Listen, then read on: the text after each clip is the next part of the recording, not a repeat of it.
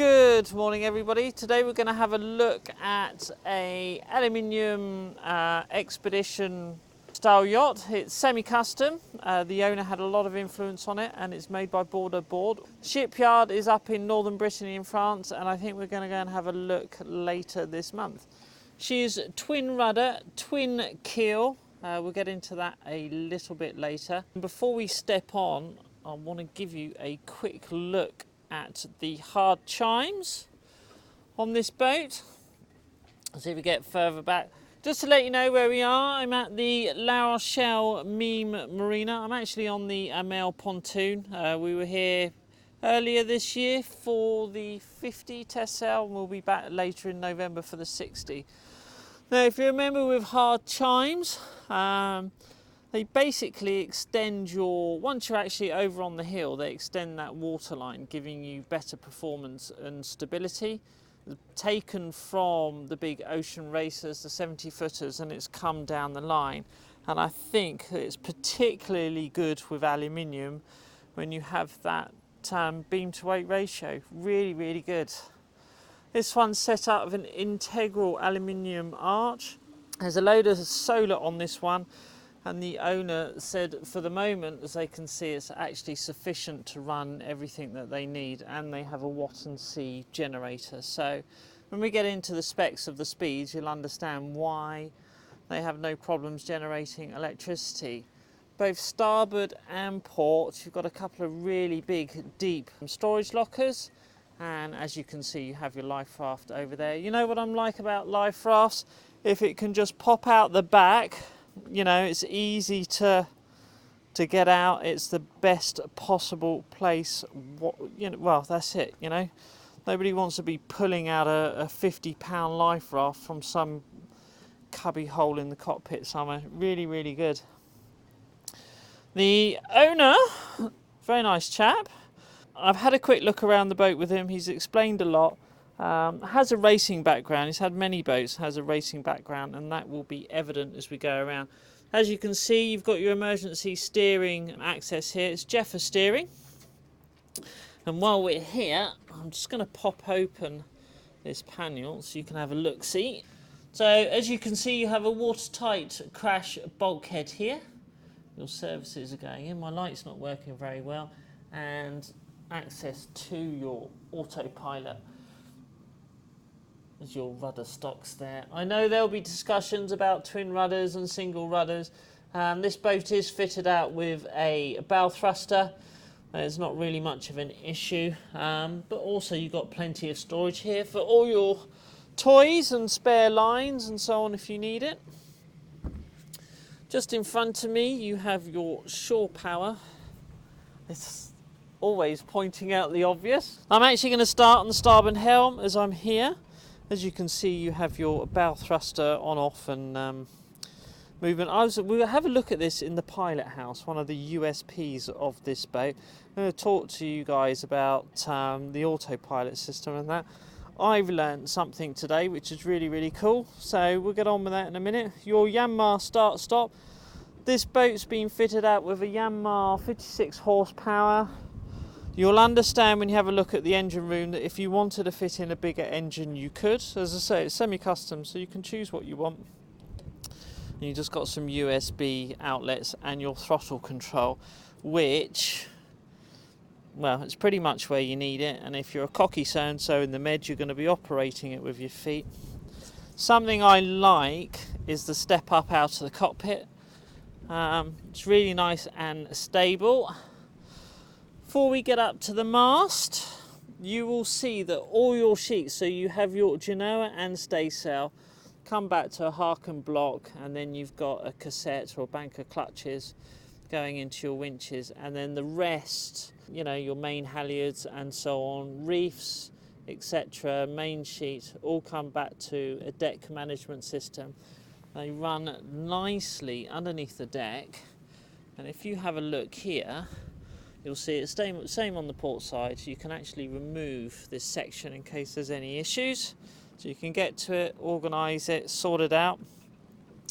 There is a non-slip super grip paint. You'll see it everywhere. where you need to, well, you'll see it everywhere. Something I quite like with a step over of this, if you're coming straight out of the cockpit and you've got non-slip sleeve deck everywhere, is you've got grab handles at the top of your pilot house running all the way along the top. And if you actually have a look, you've got a foot overlap between your coach roof and your pilot house roof. So it's really, really good. The main handles here, I'll flip you around, do apologise for moving. As you can see, it's just below my hip. So you don't really have to bend down to get around. You've got 4 cleats, both starboard and port, which you know I'm a big fan of, especially if you've got springs. And then running through, we've had a lot of discussion this year, boat show, of whether to run through both sheets on a single block.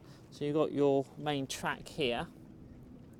I've always been hesitant, but speaking with the owner and with his history of racing, we had a little discussion, and he actually quite likes it now. He was skeptical at first, but quite likes it, and quite rightly says that, you know, as soon as tension is off one of the sheets, because you're not really using them both at the same time, there's plenty of room for the other one to work. So I'm going to give it a go sometime. So you have access to pontoon or marina, starboard and port. All your stanchions are aluminium. Inboard, outboard shrouds. There's no need to have a running backstay to keep your rig, keep the strain off it. And you'll see, if I remember, I'll take a picture from the car park, but you'll see there's actually quite a rake back on the mast. There you go, you can see your sheets coming out and then through to the mast and then up the boat. I'm going to stand up here. So if you can see, I'll left hand it. So I'm up on the roof. There's plenty of room. It's a really nice low boom. You got manual winches at the mast in case you need them, or take the tension up on your halyards and so on. It's nice to see more and more people using Dyneema, and all importantly, granny bars. So something to lean against when you're working at the mast if you have to. Nice and safe. Right, I'll give you the look aft in a minute. Flush hatches, once again non-slip deck. And then coming forward, we've got access into this locker inside, and we're not going to open it up here because it keeps peeing down with rain at La Rochelle. You'll see when we get inside there is a huge sail locker and storage locker forward here. And then up at the bow you have a double barrel integral barrel roller, and then just behind you have your windlass and chain locker just here. So loads of space using your Fendertex fenders and other bits and pieces. Loads of space, and you have electronic feet control for your windlass too. So wind's getting up. Wind before rain is the old adage. Give you that all important look aft. She's a very beamy boat. On the max, 4.68 metres on the beam. But as you can see, looking down the hull, that hull shape follows aft, and she tucks in quite nicely. So when, once again, it's getting back to those chimes, so that when you are on the hill, it lengthens your waterline, giving you, once again, more stability and performance. And for a blue water cruiser, that's actually really important.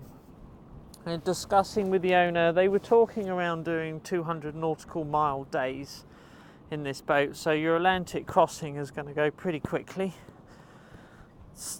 Plenty of space walking down this boat, you know, what can I say? And then over onto the port helm.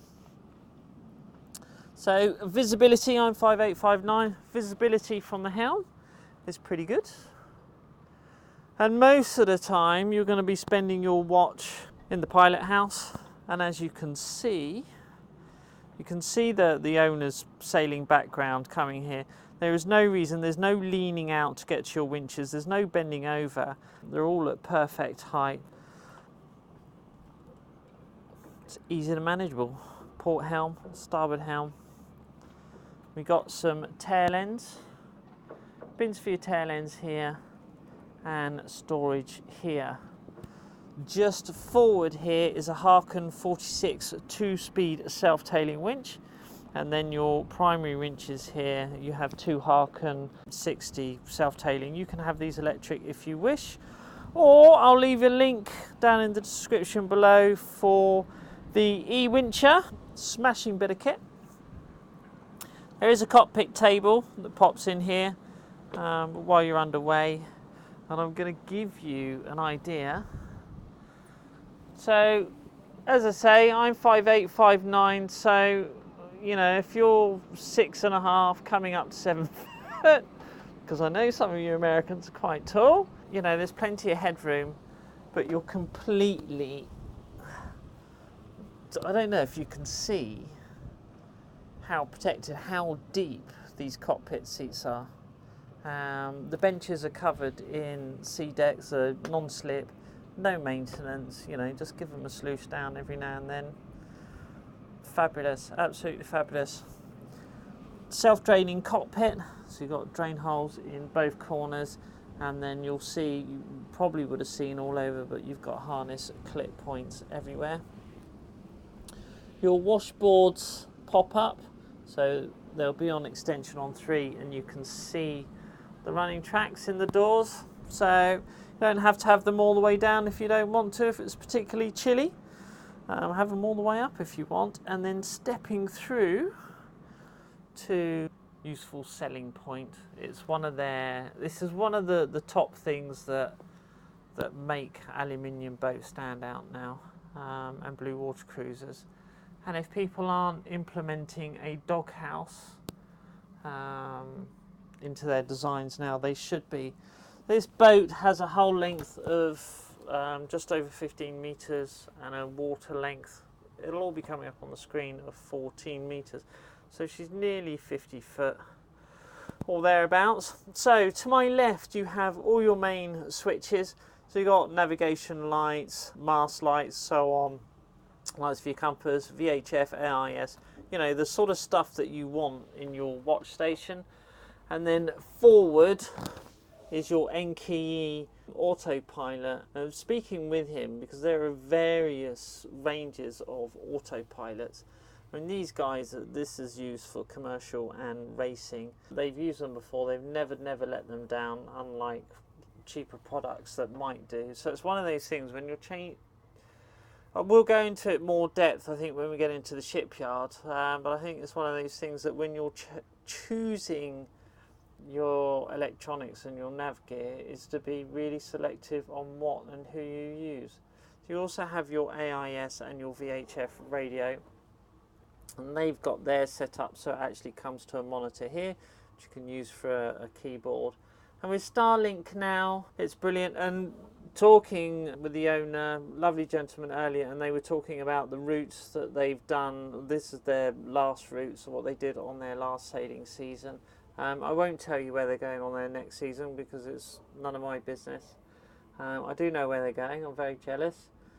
You know, she's a very capable boat. You have USB charging and a watch light up here, so it does normal light and red light. I can't tell you how comfortable the pilot house is. So it's not classed as, but I would class it as a deck saloon, because you have a beautiful raised saloon before you get down into the galleys. They give you a lovely pano, and it's here you can see where that 4.5, nearly 5 metre beam comes into its own with that living space. There's plenty of light, so you have a 360 view pretty much. You know, obviously you got your mast point there, and then just forward before we get into it you have an opening hatch. So if you're sat down in here you can see your mainsail, and then view through port side and then out aft, you know. To my left you have your mains electric switches, and just under here you have access to your mechanical department. We're going to look at it through another hatch, and then access to services and tankage underneath here. The owner specifically asked for all through holes to be above the waterline, so that's been done. Have a nice drop down table in the saloon to extend this into a huge daybed. So we're going to start port side. There's plenty of storage. There's something that they had done which I think is really nice, is it's bamboo. So you have a light, I know it's very modern, but I like it. It's very light. You have the white covered veneer, and then it just sets off with this bamboo. So bamboo's a recyclable product. It is very, very strong. It's extremely light, and this is cord, so even lighter. A little cubby hole here, and then I'm going to come aft into the workshop on the port side. So workshop, workbench, or a lee berth. Nice port light on the side. This is a big boat, it's going to take a while, so bear with me. And then just behind here, as you can see, we've opened the door, is access to your engine room. So she's shaft driven. As I said, this is a Yamaha 57, but there is plenty of room to put in an 80 or a 90 if you wish, if that's what you wanted. Your sea strainer is up here. Also, you can see how easy there is access on the starboard side. So the same as this, so you've got plenty of room to get in and around your engine. It's really nice and clean. They've had it for a period of time. Like I say, they've been all up around Scotland. They've been across the Atlantic a couple of times and so on. So you can see, well, it's just nice and clean. Tidy. There's your Victron inverter charger. Now you might be able to see here, you have cork. So just a pipe for running things in. So it's cork insulation, and then you then have a double foam getting rid of the condensation. Underneath, super area for storing, you know, all your cushions. And they did say they're actually going to be putting a cabinet in here and so on. There's your Watt & C generator. They average speeds of on the boat pointing at 32 degrees apparent wind. They're doing sort of 7.5 knots, 20 knots of wind. So fully loaded, so it's very respectful. Central heating, as you can see. There is storage over there, and then they had this system put in. So, you know, your tools are in a toolbox. And I can't say too much, Matika. We're actually sponsored by Matika. Most of my tools come from them for the work we're doing on the house. So give you a look this side, and then all the storage you have in trays here for spares, for food. Excellent, excellent system. I'll just pop the light off there, open the door, and then coming out of here, you were greeted with an inline galley, Corian worktop. We've had this discussion about single sinks and doubles. This is he specifically wanted a very deep single seat, so that's sink, so that's what he's got. This is the French company that do the sinks that I like. So you can actually have these modulated if you wish. So a nice bit of kit. Fresh water, hot and cold water, and there is a saltwater foot pump down here. Handholds throughout, so you've got a handhold in the galley, cupboards, 2 gimbal burner stove, but you could have a 3 if you wanted, or an induction hob. And then just over here there is actually a microwave oven. So it goes to show with the Watt & C and that single solar panel, there's enough electric to actually power all these systems. Underneath the deck you have your diesel tanks and water tanks. And I think before we go forward, I'll actually do the starboard cabin. So everything's on switches before we get into that cabin, which you know is my preference. You have your digital display, so if you want to check your diesel, how much slow, you can see here how much solar's been, and it's an awful day today, how much solar's being generated at the moment for the battery. You can check on your diesel tanks, water tanks, and so on. And then I'll show you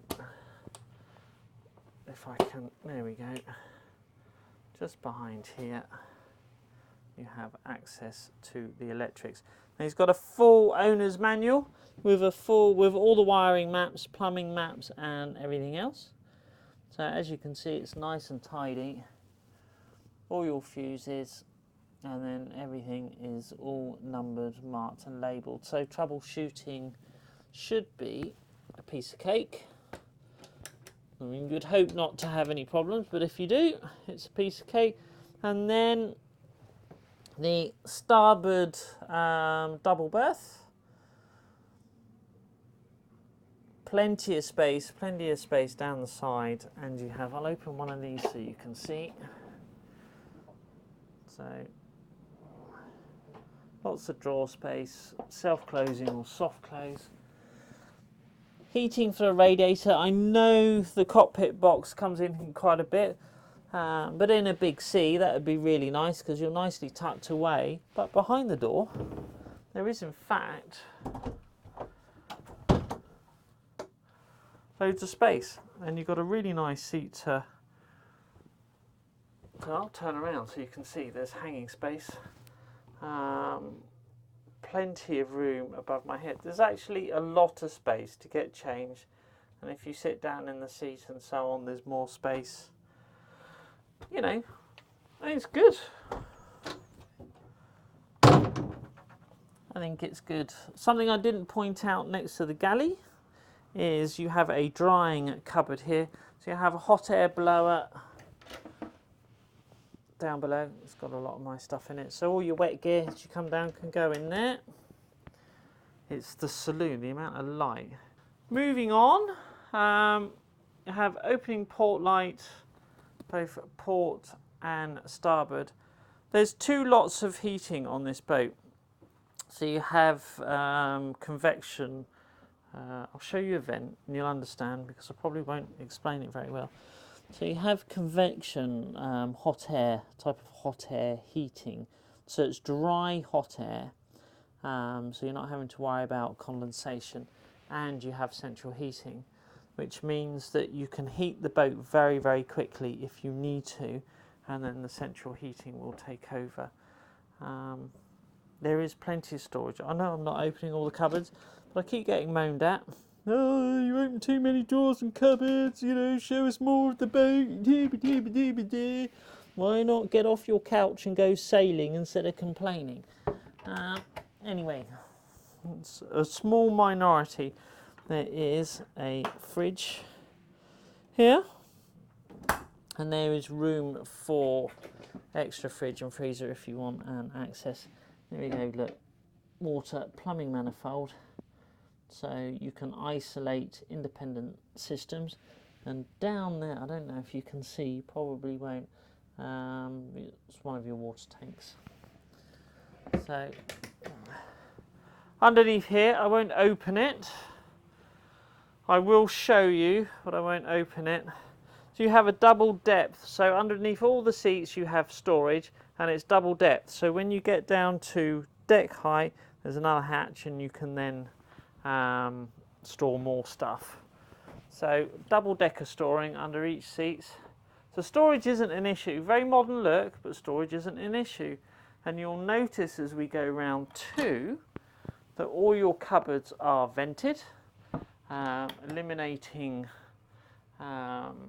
condensation. I know I keep spinning you around. Just up above the head, they've got the same ventilation drawer air system that you do on the Halberg Rassies. So you can bring air in or evacuate air, which is it's just good. Port side, single separate heads. So manual heads. The owner specifically wanted manual heads, and I'm with him on that. It's less to go wrong, less to repair, you know. We all know it makes sense. And then coming through, loving the bamboo. Coming through on the left, there's a pilot berth, sea berth, or a spare bed. If you got, for us, it would be perfect. So you know, we would actually have family room forward and then rent out that cabin aft. The cushion can come off, so it can. I come over here, which I think is really neat. Look at that nice carbon work. You can use it as a desk, or a vanity, or an extra workbench if you wish. It's very versatile. I think it's neat, clever thinking. And then just below, both sides, they have deep storage, and this goes all the way back to the hull. And then you have 3 drawers on this side. And then just behind me is the owner's cabin. So you have a large, you can say it's a semi-island bed because half of it's open. You have a large double. Storage cupboards there, but your mast compression post is hidden behind there, and some extra bits and pieces. But you have plenty of storage. The nice thing with having a bed here is it's central to the boat. So you've got your lee cloth points there, so it doesn't matter what tack you're on, in theory. Got your lee cloths on. It's actually a very, very comfortable, calm place to be. It's quiet because you're central. There's less movement because you're central. You're right over and right by the mast. This is a twin keel yacht, not a lifting keel or centreboard. So downwind sailing is really, really stable. You're still able to dry the boat out.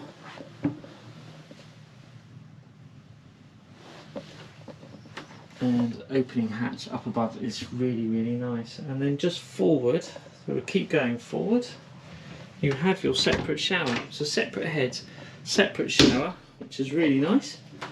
So if you have any crew that have seasickness, like I do, from time to time, it's not an issue. And then you have a full walk-in shower.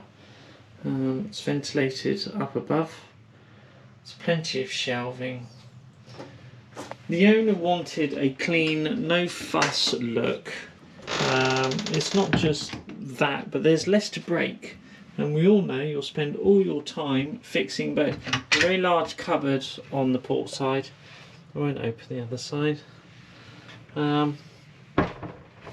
Storage isn't an issue. You've got easy, people are, oh, I don't like it. It's a really easy surface to wipe down. And don't forget, your hull is insulated, and then you have soft panels. So the boat's set up with 240 volt electrics too. So, and then just behind here, this is that locker from up above. So there's your hatch up above. So if the weather's awful outside or it's wet, you don't have to go outside to, you know, get or fiddle around with things that you need to. Some really good hanging space for your sheets, mooring sheets and all that. You have, you know, some of your power systems there, and then just below at the bottom of this ladder have access hatch for your bow thruster, battery for the bow thrusters in there. You can see the chain plate section on that aluminium there for your staysail, and then that is your watertight bulkhead, which then takes you into your anchor locker, and so on. So I'll come out of here and close this. Spectacular, absolutely spectacular. We're going to try and get up to the factory. Let us know if you'd like us to do a factory visit. Like I say, we're going to try. They've invited us up there, so maybe when we get back from England we can sort of zip across there from Saint-Malo. I can't thank Jacques, the owner, enough, and the shipyard for actually letting us get on the boat, have a look around. There's a lot of information I've missed out because we would like to do a second video at the shipyard and put a lot of those specifications in. So if you have any questions, let me know in the comments below. Please don't forget to subscribe, And thank you for, you know, coming along for this long, and we'll see you on the next one. Cheers, bye.